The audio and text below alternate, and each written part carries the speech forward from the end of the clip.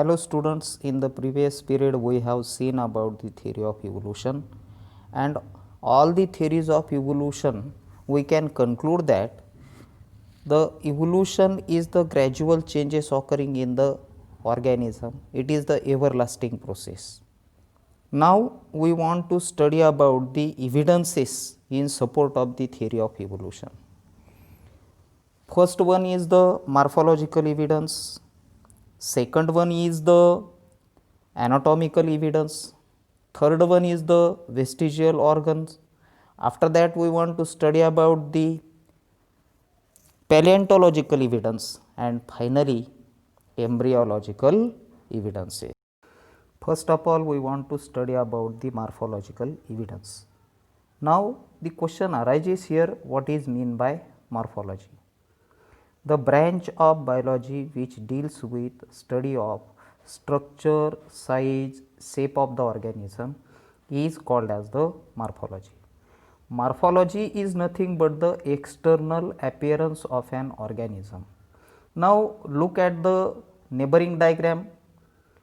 You will see that similarities, in case of the animal, similarities like the structure of the mouth, position of the eye, structure of the nostril and the ear pinning, and thickly distributed here all over the body.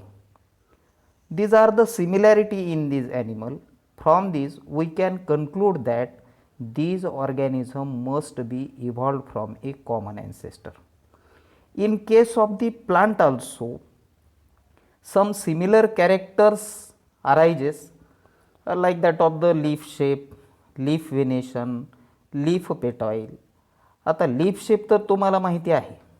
Leaf venation, venation means the arrangement of the veins in the leaf is called as the venation, ज्याला तुम्ही त्या ठिकाणी जलवाहिन्या, रसवाहिन्या म्हणता. पानामध्ये अन्न तयार झालेलं वेगवेगळ्या ठिकाणी डिस्ट्रीब्यूट करण्यासाठी किंवा पाणी आणण्यासाठी ज्या व्हेन्स आहेत त्यांची अरेंजमेंट लीफमध्ये सारखीच आहे, त्यांचं फंक्शन सारखंच आहे. लीफ पेटॉइल, लीफ पेटॉइल म्हणजे पानाचा देठ, या सगळ्यांचे फंक्शन सारखेच आहेत. याच्यावरून आपल्याला असं लक्षात येतं की ह्या ज्या सर्व प्लांट्स आहेत, जरी त्या वेगवेगळ्या दिसत असल्या, त्यांचे फ्रूट्स हे डिफरंट असले तरी त्या सर्व एकाच कॉमन ॲन्सेस्टरपासून इव्हॉल्व झालेल्या असल्या पाहिजेत. Now we want to study about the anatomical evidence. Anatomy is the branch of biology which deals with study of internal structure of the organism. When we study the internal structures of the organism, that is the arm of the human, foreleg of the cat, flipper of the whale and patagem of the bat. Though these organs are used for different purposes. In case of the human being, arm is used for working. In case of the bat, leg is used for running. In case of the bat, it is used for flying, and in case of the whale it is used for the swimming. Means functions are different, however they shows the anatomically similar structure. This means that these organisms must be evolved from a common ancestor. After that we want to study about the third evidence, that is the vestigial organ. Degenerated or underdeveloped useless organ of the organism are called as the vestigial organ. What happen in the living organism? There is impossible, that is the sudden development of the new tissues or organ for the living organism according to the changing environmental condition. But instead of that, what happen? Existing organ undergo gradual changes.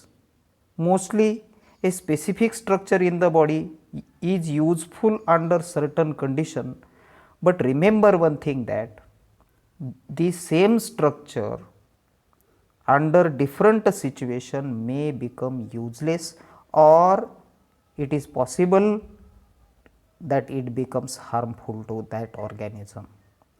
Such structure begin to degenerate, and for the degeneration this requires thousands of years. Under the natural selection, what happen now, such organs seen in the different phases of organisms in their development, such organs though non-functional in certain organism, it may be functional in the other organism. In the diagrams we have seen the appendix. Where is the appendix is present? The appendix is present at the junction of small and the large intestine, called as the cecum. At that, a small larvae like structure is present, and this is called as the appendix.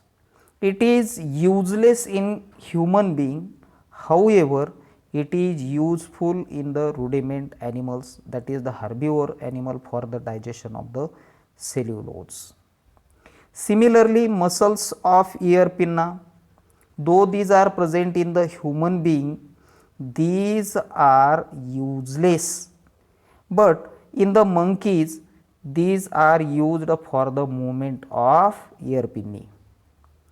Various vestigial organ like that of the tailbone, we called it as a coccyx.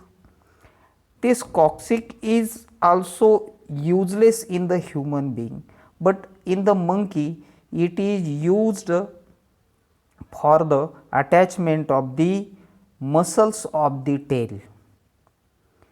Wisdom teeth, it is also useless, and body hairs are present in the body of human being, also useless. All these are the vestigial organs.